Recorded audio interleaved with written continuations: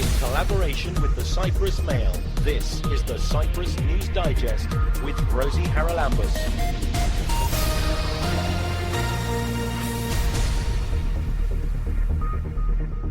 Following on from the Ayia Napa rape case that we covered on the programme last week, it seems that the House Legal Affairs Committee is discussing amendments to the current legislation which would make it compulsory for all police interrogations to be videotaped. Audio should have been there from the very beginning, I would say, but the tendency lately is to have video recording as well, because some experts would argue that a lot of things may come out as a result of body language.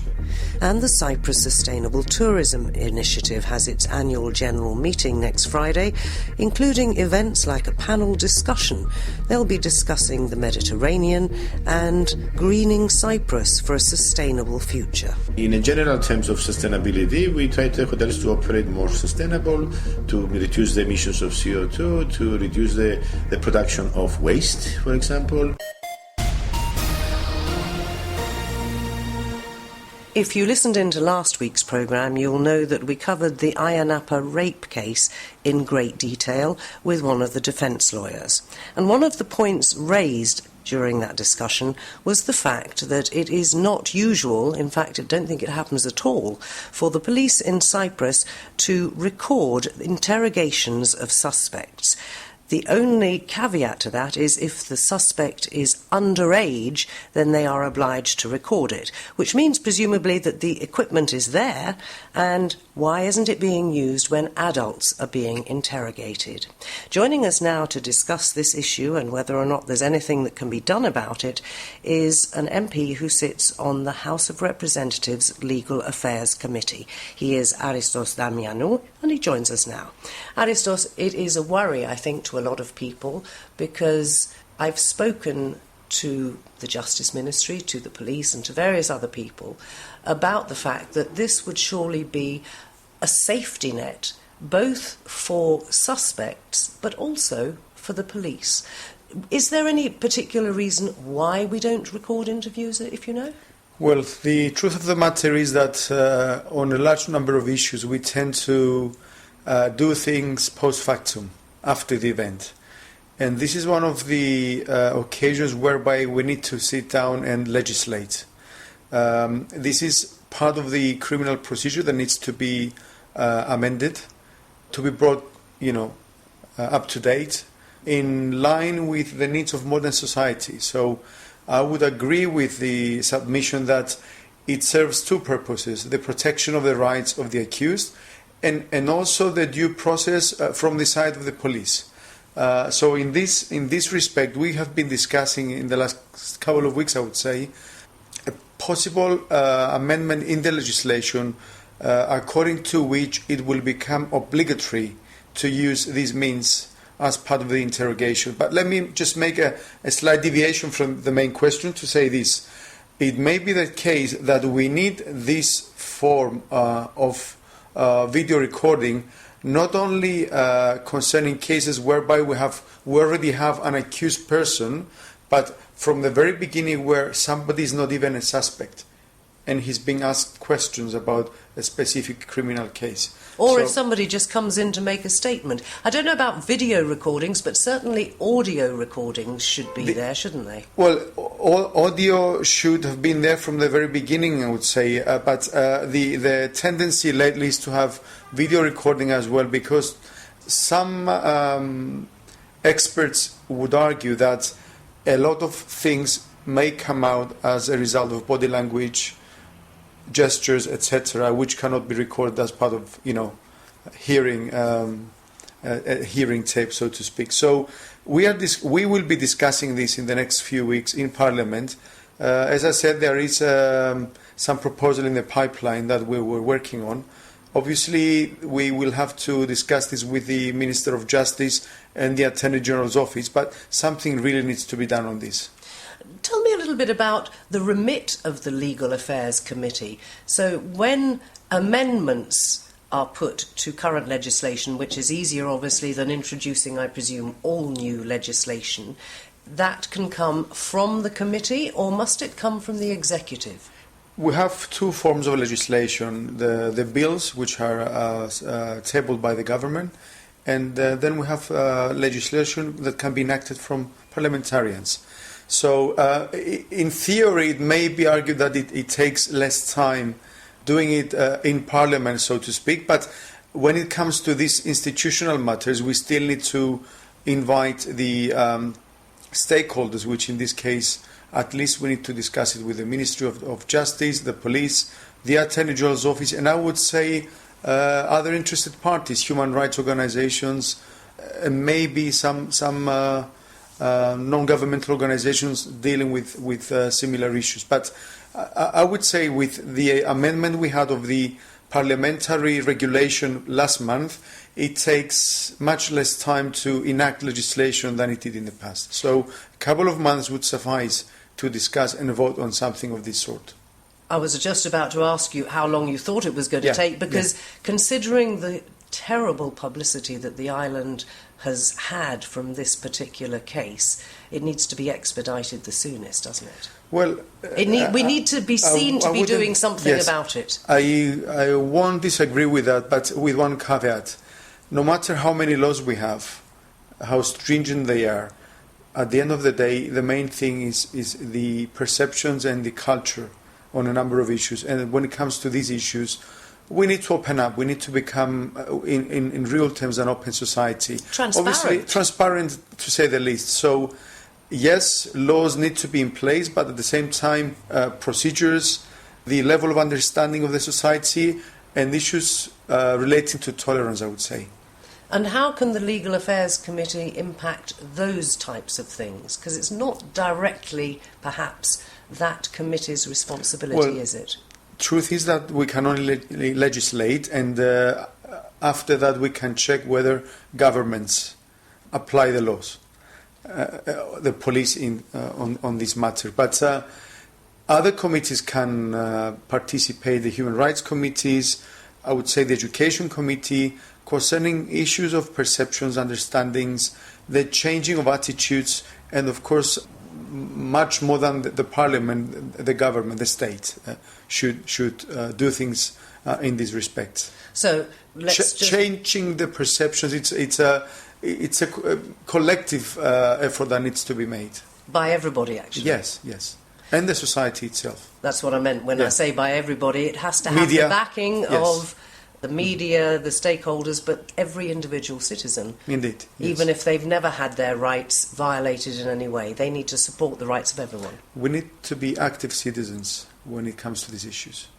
So this suggestion has been made, and you reckon a couple of months it should be passed into law? Is that realistic? Because, we see so many things about, we've done this amendment, we've done that amendment, and then somebody comes back and makes another amendment, and time drags on, doesn't it? This is something very specific, and as you have mentioned at the beginning, we already have in place similar procedures when it comes to minors. So it would extend the scope of the law, so to speak.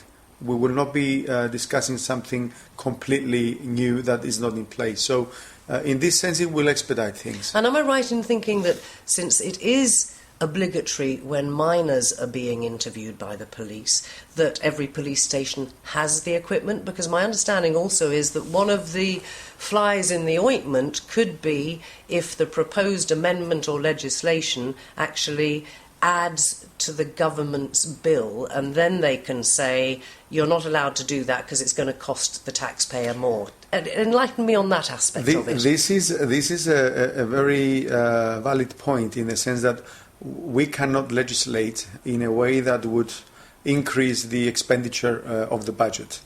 This is one of the aspects we are discussing, because obviously, as you have rightly said, it's not only about voting, enacting legislation. It is also about having the correct equipment to apply the laws. So I pretty much doubt that every police station has the equipment already. So maybe some budgetary expenses need to be made. So this is one of the aspects we will be discussing with the government, and hopefully we will come up with some arrangement on this. And are you confident that even if it is compared to so many other government expenditures, a fairly minimal one, that do they have a sort of out-of-pocket expenses cash box somewhere where they could do this? Have you got the feeling that the government is behind this idea? To be honest, we have already begun discussing it amongst us. We don't have any initial feedback from the government. But I am certain that on this issue they will understand the necessity to do something about it. And I'm almost certain that we will come to some sort of arrangement on this. Money is there, and the budgetary committee of the Parliament would be willing to discuss any possible additions to the expenditure of the state if this need be. But I wouldn't think that would be the main problem. The main thing is to be able to enact the law and convince those in place to apply the law, and this is the police. And to train them to apply it properly. Because in the sense that they're not used to making video recordings. I mean, yes, somebody's got to go and place the cameras in the correct place, in the interview rooms, and so on and so forth. Well, based on the experience from other countries that already have this method of questioning and interrogation, it is a fixed place in a room, and you just get press on with the your button, job switch it on, and without carry any on. Necessary other movement. So the technical aspects, I'm sure that can be resolved. The main thing is to have protocols in place within the police that would coincide and adhere to the law that will be voted. But as I said, we are at the very early stages. Hopefully we will be ready to discuss it by the end of the month. The initiative comes from Kostis Evstathiou, an MP from EDEC, and I believe it is in the right direction, so we'll be discussing it soon. That's great news. It could be that we'll soon see the police obliged to use video recording equipment when they question suspects or even people who just come in to make a statement. And from the Legal Affairs Committee of the House of Representatives, that was Aristos Damianou. Listen online to the Cyprus News Digest on YouTube or at cyprusmail.libsyn.com. The latest program is uploaded every Friday, and if you missed one, you can catch up there. In collaboration with the Cyprus Mail, this is the Cyprus News Digest with Rosie Haralambous. The biggest achievement of Crime Stoppers has been the ability of the public to be able to give information about crime anonymously. There's no way I could have kept prostituting without the drugs. There's no way I could have had my body used like a public toilet, because that's actually what prostitution is. And then the fourth series I started 3 days after I'd won the Oscar, so the whole of the Moloch of the Glen experience was all interplatted with the Gosford Park Oscar experience. I was working with Ronnie James Dio, and David was going to reform Whitesnake in 2003. Cyprus was chosen because Cyprus is a stable, peaceful and secure place. We have to really look closely. What are we doing with children? What are we doing with adolescents? And what are we doing with adults that can help them move into a more literate situation? The ones that I'm proudest of are the ones that were true discoveries, where we found something we didn't know existed. Next Friday, the Cyprus Sustainable Tourism Initiative holds its annual general meeting, and it's going to be dealing with greening Cyprus for a sustainable future. Well, it may seem at this time of year that possibly the tourism numbers are down, but of course, come summer, they should be up again. And since the event is taking place in the mountain resort of Agros, that too is where winter tourism is much expected, not only from abroad but also with people from the island. Joining us to tell us about the initiative and indeed what it's planning for the coming year is its chairman, Philippos Drouchotis. Philippos, for those who haven't heard us, I think it's a couple of years since we spoke actually, tell us about this Sustainable Tourism Initiative, why it was formed and what it does. The Cyprus Sustainable Tourism Initiative, known as CSTI, it was formed back in 2006 officially. We started in 2005. It was an initiative that started from a non-profit organization called Travel Foundation from UK, where they wanted to promote, to help destinations become sustainable, where a lot of English people, UK people, come. And obviously, Cyprus was the first destination they have chosen to start a program. We're established since 2006, so this year we have our 13th annual general meeting, and usually we organize an event. And this event is called Green Cyprus for Sustainable Future, and we have various activities the Friday the 24th and also the Saturday the 25th. In the past you've done beach cleanups and stuff like that, but tell us about your speaker this year and what exactly he's going to be proposing to you. The speaker this year is Dr. George Zitis. He's from the Cyprus Institute, and he will talk about climate change and tourism in the Mediterranean. And as we all know, it's a reciprocal, if I may say, relationship between climate change and tourism. Climate change influences tourism, and the other way around, tourism influences climate change. And our purposes is to minimize the negative impacts of tourism towards climate change. How do you go about doing that? We try to operate more sustainable. We make the hotels more sustainable. Well, everybody talks about being more sustainable. What exactly does it involve? I know that with the green key schemes and things, they've had a cutting down of plastic and reusing a lot of things in the hotel room instead of the use once and throw away. But can you be very specific about what you do? As a matter of fact, about plastic, we have 2 programs that they're running right now.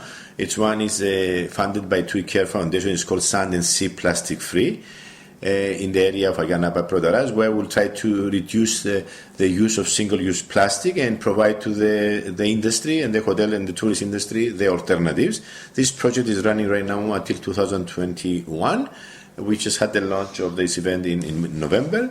And we provide tools and information to all the hoteliers, training, to find alternatives to the single-use plastic. And we also have another program from the Prince Alfred Foundation of Monaco, where it's prevent plastic in the Mediterranean. It's called BMed, and in that program we do it island-wide, and we ask the people in the water sports and also the people to reduce the use of single-use plastic.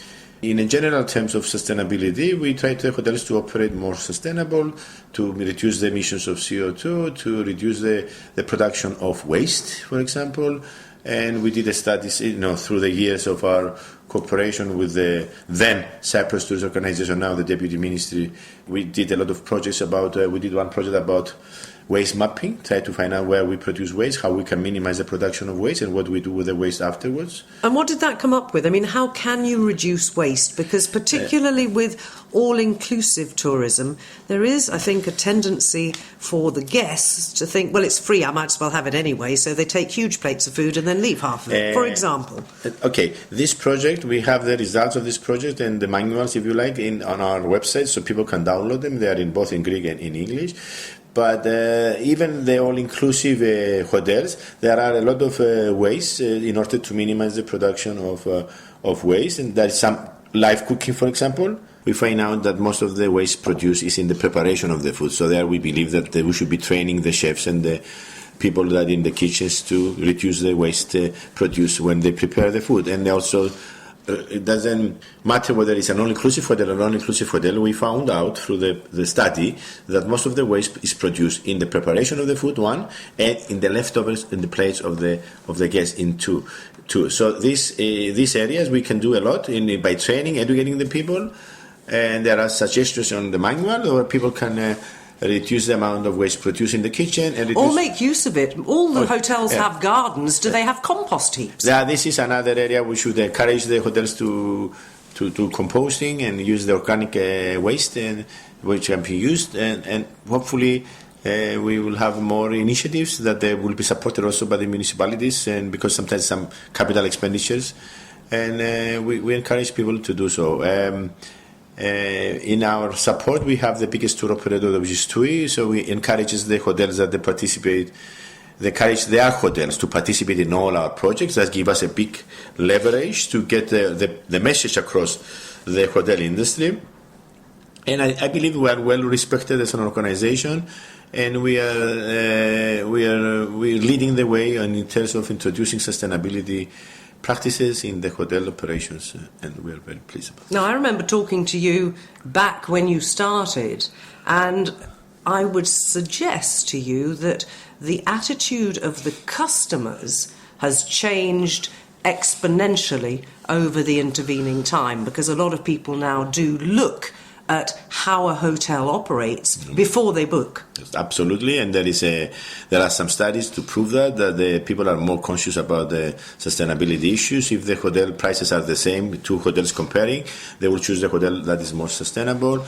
So they are more educated, and people like from the northern countries, Scandinavia, and also from Germany, and also from England, they are more aware about these issues, and we want to contribute as an organization to make this Cyprus the sustainable destination of the Mediterranean, and we're working on it. So we are. You've been working on the plastic issue, for example, for years, but if you take a sort of stock now of how far you've come, what is still left to do? Which areas have perhaps been neglected that can bring a new thing into the mix that will make everything even more sustainable? With regard with the plastics, when we did the launch of the event, Sand and Sea Plastic Free in the Ayia Napa area, we have invited companies that they provide alternative solutions to the use of plastic, and we were surprised. We had about 7 companies providing alternatives. So our hotel members, they found the alternatives. At the moment, they might be a little bit reluctant with regard to it's more expensive to use these alternatives, but hopefully soon they will get the incentives either from the government or from the push from the tour operators to introduce more of these new different ways. But are there areas that haven't even been tackled yet? There are areas that haven't been tackled yet, and we need to change the behavior of the people in the industry. So education is one of the areas that we need to contribute the most in order for people to changing their behavior. As the Sustainable Tourism Initiative, are you in a position to say, right, we've started on the plastics, we're doing well, we've started on the composting, we're doing well, now we need to tackle what? There are so many aspects in a hotel management. We are, as an organization, we want to, there is initiatives about planting trees, about cleaning and cleaning campaigns on the beaches, and not plastic ending up in the Mediterranean. So we have an initiative with the University of Nicosia where we wanted to plant 1 tree for every student. So that means we will plant about 12,000 trees. And after we have this initiative, we see the initiatives in the cities, Nicosia 300,000 trees and other things, and so we support these initiatives, and so we see that there is a movement towards being more responsible as a provider of hotel accommodation and as a user of the hotel accommodation, and we try to educate people, make them aware about these alternatives, and we are very confident and positive that we will have results. What about energy use, for example? Lights that switch off in the gardens if nobody's actually walking there, and possibly solar panels on the roof so that hotels are generating some of their own electricity. Has any of that been started? With all these things with regard with energy, one of the first projects we have done was Sustainable Tourism as Good Business Sense, and then we encourage people to apply small tips and more suggestions in order to reduce energy, and we managed within a season, summer season, to save more than 500,000 euro in participating hotels. So there are a lot of ways to make the hotels energy efficient, introduce solar panels, introduce photovoltaics. And good thing about it, there are incentives to the hoteliers to reduce the emissions of CO2, and then sometimes they might get money back if they achieve that. I was at the conference the other day, Hotels for Climate, and I believe that this is one way. So people will be looking for these ways. There is push from the tour operators, there is push from the European Union because we're going to pay fines and things like that. So I think we should be very optimistic that things will get better in Cyprus. And water. I mean, I know it's been pouring with rain for the last month or two, but it doesn't alter the fact that next year or the year after, we could be back to the drought situation. And that's another thing that we've spoken about in the past, these notices in bathrooms saying, if you don't want your towel to be washed, please put it back on the rail. And when people realise that we do have a water problem in Cyprus, usually they're very, very helpful in trying to cut down their use of water in the hotel. Showers, not baths, that sort of thing. Again, with the energy project we've done many years ago, we also did it with water. We gave suggestions to the guests, also to the hoteliers, to reduce the amount of water used, and we have some positive results. And people have to understand, because they're on holidays, they don't have to use more water because water is scarce. So we found some studies that said that a tourist, for example, in Morocco, uses 550 liters of water per day, whereas for the native people in Morocco, they use only 50 liters. So we try to reduce the amount of water used per guest night.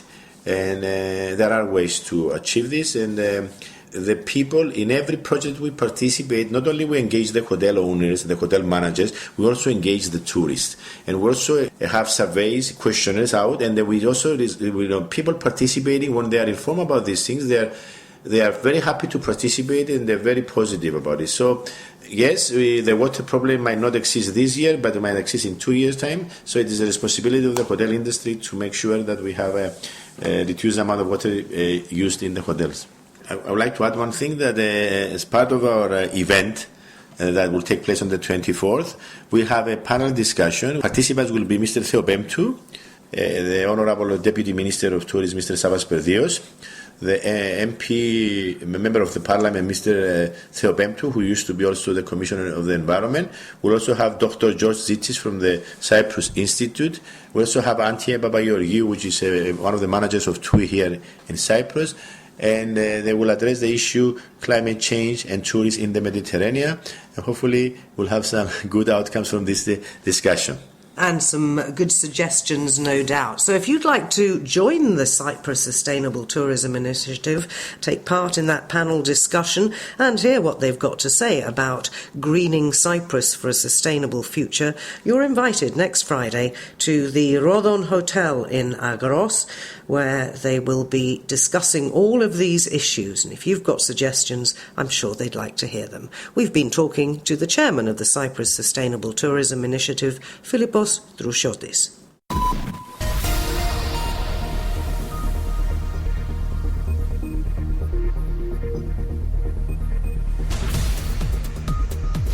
Well, that about wraps up this edition of the Cyprus News Digest. Many thanks for your company.